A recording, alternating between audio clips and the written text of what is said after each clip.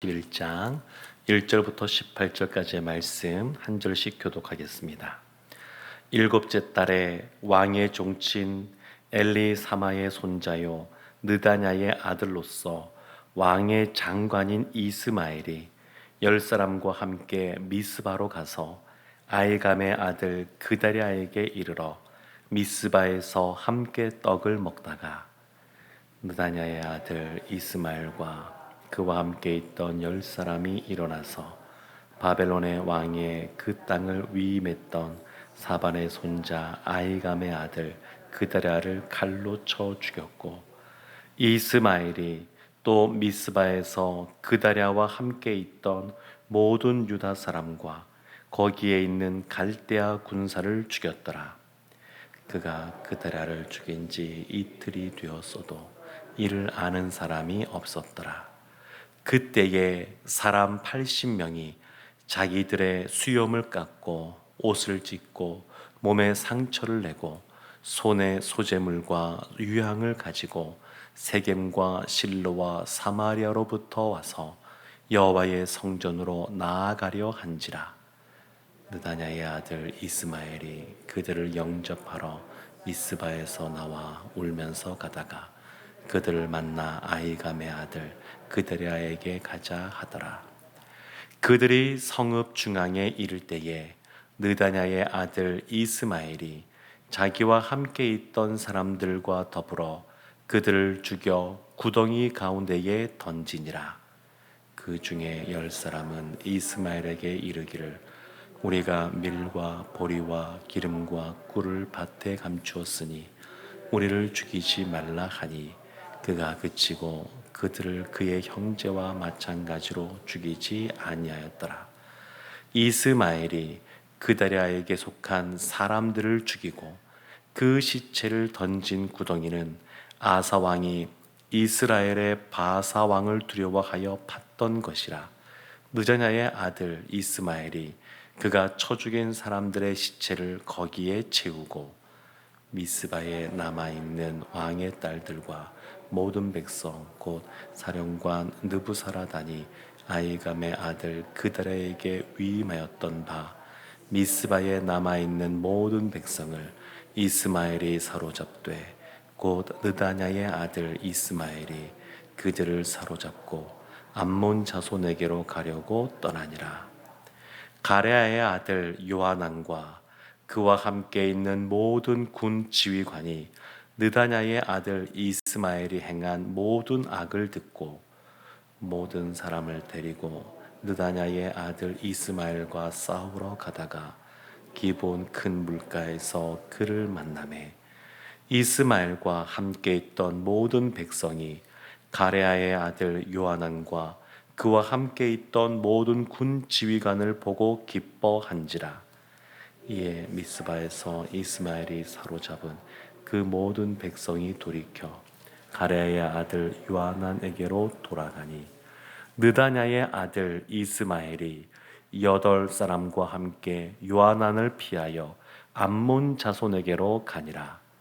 가레아의 아들 요하난과 그와 함께 있던 모든 군 지휘관이 느다냐의 아들 이스마엘이 아이감의 아들 그다랴를 죽이고 미스바에서 잡아간 모든 남은 백성 곧 군사와 여자와 유아와 내시를 기브온에서 빼앗아 가지고 돌아와서 애굽으로 가려고 떠나 베들레헴 근처에 있는 게롯기맘에 머물렀으니 이는 느다냐의 아들 이스마엘이 바벨론의 왕이 그 땅을 위임한 아이감의 아들 그다랴를 죽였으므로 그들이 갈대아 사람을 두려워함이었더라.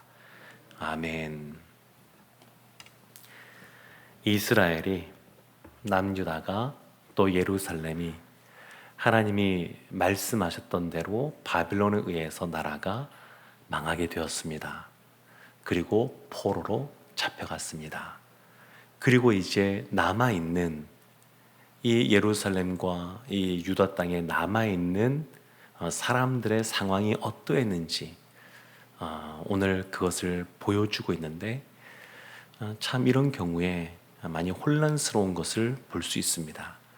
오늘도 보면 이 혼란이 극에 달한 그런 모습들을 살펴볼 수가 있습니다. 1절 말씀에 보면 왕의 종친이요 왕의 장관인 이스마엘이라고 하는 사람이 등장합니다. 그러니까 왕의 종친이요 왕의 장관이니까 왕족이란 뜻이죠. 왕족.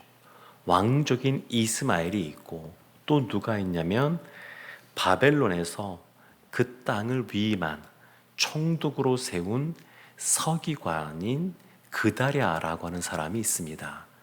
근데 그다랴가 그 땅에서 총독으로 임명되고 다스린 지 불과 한 3달밖에 되지 않았습니다. 몇 달 되지 않았습니다. 지금 몇 달 되지 않은 상황 속에서 오늘 같은 사건이 벌어졌는데 왕족인 이스마엘이 10사람을 데리고 이 총독 그다랴에게 나아가서 그 총독인 그다랴를 암살하는 그러한 내용이 앞부분에 나옵니다. 왜 이스마엘이 이랬을까? 바벨론에 대한 적대시하는 그러한 모습이 이스마엘에게 있었고 어쩌면 그 마음속에 여러 가지 질투나 또 반감이 있었겠죠. 본인이 왕족인데 서기관 출신인 이 그다랴가 그 지역을 다스리는 총독으로 세움받았으니까 거기에 대한 반감도 크지 않았을까 싶습니다. 그래서 이 그다랴를 암살합니다. 그뿐만 아니라 3절 말씀에 보면 그다랴와 함께 있던 모든 유다 사람과 거기에 있는 갈대아 군사도 죽였습니다. 참 이게 잔인한 모습을 볼 수 있습니다. 이스마엘이 그는 나름대로 이것이 자신의 민족을 위하는 것이고 나라를 위하는 것이고 나름대로 그 명분을 가지고 또 의기를 가지고 이와 같이 행했겠지만 참 악을 행하는 모습을 볼 수 있습니다. 4절 말씀에 보면 이 그다랴가 죽은 지 이틀이 되어도 아는 사람이 없었더라 이렇게 말을 합니다. 이런 상황 속에 5절 말씀에 보면 예루살렘 성전이 무너지고 그것에 대해서 마음 아파하면서 그 성전의 순례를 가려고 떠났던 80명의 사람이 등장합니다. 근데 80명이 울면서 또 옷을 찢고 수염을 깎고 몸에 상처를 내고 이와 같이 성전에 이제 나아가려고 했는데 이스마엘이 이 사람들을 만납니다. 그래서 6절 말씀에 보면 참 이 이스마엘이 이렇게 말합니다. 그들을 영접하러 미스바에서 나와 울면서 가다가 그들에게 그다랴에게 가자 하더라. 이렇게 거짓말을 하게 됩니다. 이 이스마엘이 지금 그다랴를 죽였거든요. 며칠 전에 죽였는데 근데 이 80명이 되는 사람들을 보고 그들 앞에서 같이 너희와 같은 마음이다 라는 모습을 보여주면서 거짓 눈물이죠. 악어의 눈물 같은 그런 눈물을 흘리면서 그다랴 총독에 같이 가자 이렇게 거짓말로 그들을 꾀이는 것을 볼 수 있습니다. 그리고 7절 말씀에 보면 그들을 죽여서 구덩이에 던지는데 80명 전부를 죽인 것이 아니라 70명이 죽었고 그 중에 10명은 살렸습니다. 그 이유가 8절에 나옵니다. 그 중에 10사람은 이스마엘에게 이르기를 우리가 밀과 보리와 기름과 꿀을 밭에 감추었으니 우리를 죽이지 말라 이렇게 말했습니다. 우리가 숨겨놓은 재물이 있다. 그러니까 우리를 죽이면 그거 이렇게 잊어버리고 마니까 우리가 그거를 알려드릴 테니까 살려달라. 그래서 이 이스마엘의 그 탐심을 자극해서 이 사람들이 10사람이 목숨을 건집니다. 그러니까 지금 나라가 망했습니다.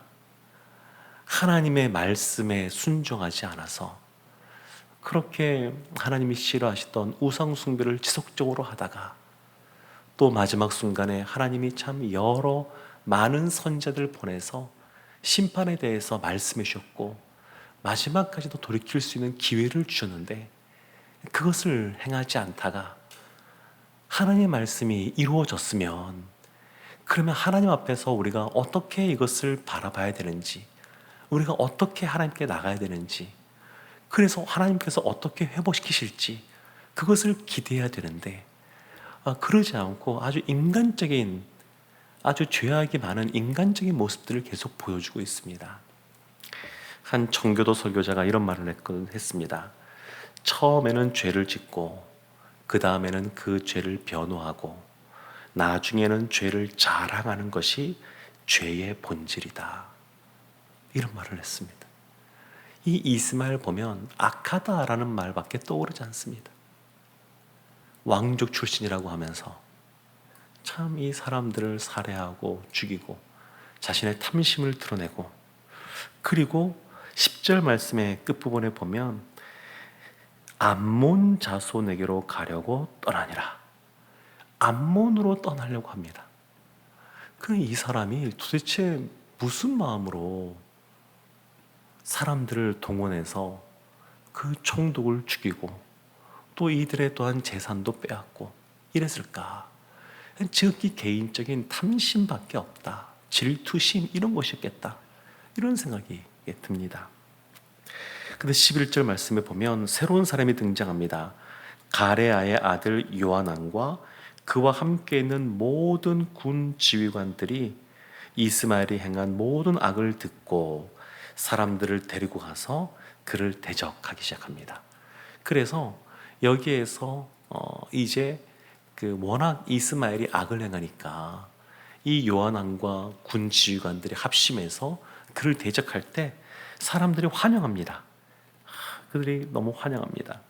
그런데 이와 같이 무엇인가 이 요하난도 뭔가 이렇게 적절하게 빨리 무엇인가를 대처를 잘한 것 같지만 이 요하난 역시 한계를 드러내게 되는데 17절 말씀에 보면 이렇게 나옵니다. 애굽으로 가려고 떠나. 애굽으로 떠나려고 그럽니다. 이제 이어지는 42장에도 나오겠지만 하나님은 이 남아있는 사람들에게 애굽으로 내려가지 말라고, 그냥 그 땅에 있으라고 말씀하심에도 불구하고 사람들은 바벨론과 대항할 수 있는 강대국이라고 인식되는 이집트로 내려가려고 그럽니다. 그러니까 지금 나라가 망했음에도 불구하고 여전히 하나님을 의지하는 것이 아니고 인간적으로 이 모든 것들을 계속 생각하고 판단합니다. 나라가 너무 혼란스럽습니다. 나라에 남아있는 사람들도 너무 혼란스럽습니다. 그 중심을 잡아줄 수 있는 분이 하나님이고 하나님께 나아가면 이 혼란스러움이 해결이 될 텐데 그렇게 하지 않습니다. 그러니까 죄를 지을 때에도 하나님을 생각하기보다 자기 중심적인 생각으로 자기 판단으로 무엇인가를 결정하고 행동해 왔고, 하나님의 말씀 심판의 선언대로 나라가 망했음에도 불구하고 여전히 하나님께 돌아가지 않는, 탕자는 자신이 아주 비참한 상황 속에 처했을 때 그래도 아버지에게로 가자 이렇게 결정을 했는데 이들은 그렇게 생각하지 못하고 애굽으로 내려가려고 합니다. 사랑하는 성도 여러분, 우리가 때로는 하나님 앞에 범죄하기도 합니다.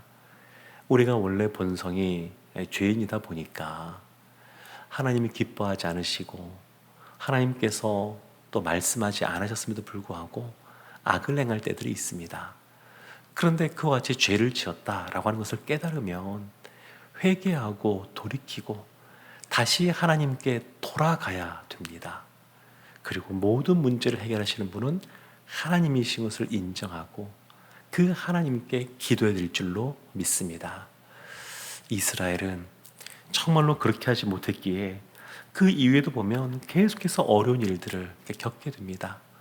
예레미야도 정말로 애굽으로 가지 말라고 하나님의 말씀을 선포하게 되고 그럼에도 불구하고 사람들이 내려가니까 나라가 망하는 과정을 보고 또 애굽으로 그들이 또 도망쳐가는 모습을 보면서 예레미야 선지자가 울 수밖에 없습니다. 그래서 예레미야 애가 눈물에 그러한 이 성경책이 쓰여지게 되었습니다. 바라기는 하나님께서 우리의 잘못으로 말미암아 형벌의 모습을 보인단다 할지라도 하나님은 자비로우시고 은혜가 많으시고 또 하나님은 인애가 크신 분이어서 혹 우리가 잘못했어도 돌이키면 하나님께서 다시 회복시켜 주시고 구원해 줄 줄로 믿습니다. 오늘 이 새벽에도 그 하나님 바라보고 늘 하나님 중심적으로 살겠노라고 다시 한 번 더 결단하고 모든 문제 해결되시는 하나님 앞에 기도할 때 또 담대하게 믿음을 가지고 기도하여 하나님 주시는 신실한 은혜를 경험하는 우리 오늘 한 날 되기를 주님의 이름으로 축원합니다.